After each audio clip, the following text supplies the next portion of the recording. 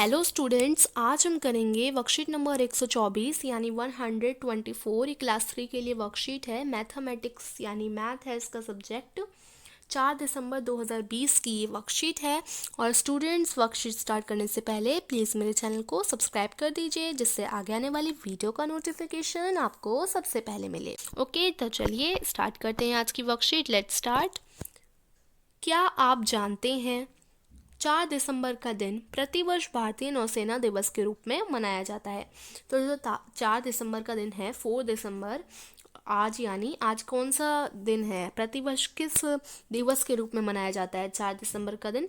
बच्चों, ये प्रतिवर्ष यानी हर साल ये भारतीय नौसेना दिवस के रूप में मनाया जाता है। आज का दिन 4 दिसंबर का दिन अब क्यों मनाया जाता है, किस लिए बनाया जाता है? तो 1971 के भारत पाकिस्तान युद्ध में भारतीय नौसेना की जीत के जश्न के रूप में भारतीय नौसेना दिवस मनाया जाता है। तो जो 1971 में भारत पाकिस्तान का युद्ध हुआ था, उसमें जो भारतीय नौसेना की जीत का जश्न के रूप में भारतीय नौसेना दिवस मनाया जाता है। उसमें क्या हुआ था, भारतीय नौसेना की जीत हो गई थी, पाकिस्तान से भारत जीत गई थी, तो उसके जश्न के रूप में ये जो है भारतीय नौसेना दिवस मनाया जाता है। और इस दिन नौसेना के उन जवानों को याद किया जाता है जो युद्ध में शहीद हुए थे, जो मरे थे, उनको आज के दिन याद किया जाता है। इंडियन नेवी डे इसको इंग्लिश में बोलते हैं। देखिए, दिसंबर 4 2020 का इंडियन नेवी डे। ओके, तो चलिए अब स्टार्ट करते हैं अपनी वर्कशीट। कमरा नापना। आज हम क्या सीखेंगे? कमरा नापना सीखेंगे। बच्चों, आपको याद है ना, पिछली वर्कशीट में हमने एक खेल खेला था जिसमें आपने रेखा से चलकर गेंद तक की दूरी अपने कदमों से नापी थी। तो उम्मीद आपको याद होगा, जो पिछली मैथ्स की वर्कशीट है थी उसमें हमने क्या किया था, एक खेल खेला था जिसमें हमने रेखा खींची थी और गेंद बनाई थी, और रेखा से चलकर गेंद तक की दूरी अपने कदमों से नापी थी। अगर आपको अपने कमरे की लंबाई नापनी हो तो आपके कितने कदम आएंगे, अंदाज़ा लगाइए। अब आपको क्या करना है, आज हम एक और खेल खेलने जा रहे हैं, कमरा नापना हम सीखने जा रहे हैं आज। तो अभी आपसे क्या पूछा गया है, अब आपको क्या करना है, अपने कमरे की लंबाई नापनी हो, तो आप क्या करेंगे, अंदाज़ा लगाना है आपको। जैसे आपका पूरा एक बड़ा कमरा है, वो कमरे की लंबाई पर डिपेंड होता है। आपका अगर कमरा छोटा होगा तो कम कदम आएंगे, तो वो लंबाई में होता है। अगर कमरा बड़ा होगा तो अलग बात होगी। तो वो लंबाई पे डिपेंड होता है कि कमरा जो है वो कितना बड़ा है। तो जितना बड़ा होगा उतने ही आपका जो कदम का अंदाज़ा है वो जो है बढ़ता जाएगा, है ना। तो आपको अंदाज़ा लगाना है, वो आप अपने, आपका जो कमरा है वो कितने साइज़ का है उसके हिसाब से आप अंदाज़ा लगाएंगे, और अपना अंदाज़ा आपको इधर लिखना है। अब आगे क्या पूछा गया है, अब आप कदम मिलाकर चलकर देखिए आपके कितने कदम आए। अब आपने क्या किया, आपने अंदाज़ा लगा लिया। मान लीजिए मेरा अंदाज़ा यहाँ पर हो गया, मेरे आए 15 कदम। ठीक है, मेरा अंदाज़ा 15 कदम है अभी। देखिए, अब आप कदम मिलाकर चलकर देखिए आपके कितने कदम आए। तो अब आपको चलना है और कदम मिलाकर चलना है, और अब आपको लिखना है आपके कितने कदम आए। तो मान लीजिए आप कमरे में चले, कदम मिला मिलाकर देखिए, ऐसे चलना है, जैसे यहाँ चल रहे हैं ना, ऐसे कदम मिला मिलाकर चलना है। अब आपको बताना है आपके कितने कदम आए। मान लीजिए मेरे आए 20 कदम। आपके अंदाजे और वास्तविक कदमों की संख्या के बीच में कितना अंतर है? तो आपका जो ये अंदाज़ा है 15, और आपका जो वास्तविक कदम है, वास्तविक आपके जो कदम हैं उनके बीच में कितना अंतर आपको मालूम पड़ता है? कितना अंतर है बच्चों? तो हम 20 में से क्या घटाएंगे, 15 घटाएंगे। तो कितने का अंतर हुआ? 5 का अंतर हुआ। तो हम यहाँ लिखेंगे 5 का अंतर है। अब देखिए, अच्छा बच्चों, ये बताओ, यदि आपकी मम्मी या पापा कमरा नापें तो उनके कदमों की संख्या आपके कदमों की संख्या से ज़्यादा होगी या कम होगी?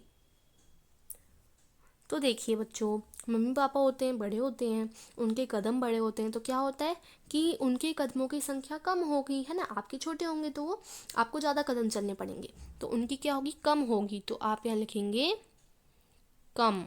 ठीक है, आगे देखो, आपकी मम्मी या पापा के कितने कदम आएंगे, आपका अंदाज़ा। ठीक है, तो अब आपको अंदाज़ा लगाना है कि आपके मम्मी या पापा के कितने कदम आएंगे पूरे कमरे में। आपका अंदाज़ा है, मान लो ये 10 कदम। ठीक है, अब क्या है, अब अपने मम्मी या पापा को चलकर कदम गिनने को बोले। अब वो चलेंगे और उनसे बोलिए, अब उन्हें चलने के लिए बोलिए कदम, और उन्हें कदम गिनने के लिए बोले। अब आपको मम्मी या पापा जो भी हैं, आपको मम्मी है खेल रही हैं खेल तो मम्मी से बोलना है, पापा खेल रहे हैं तो पापा से बोलना है।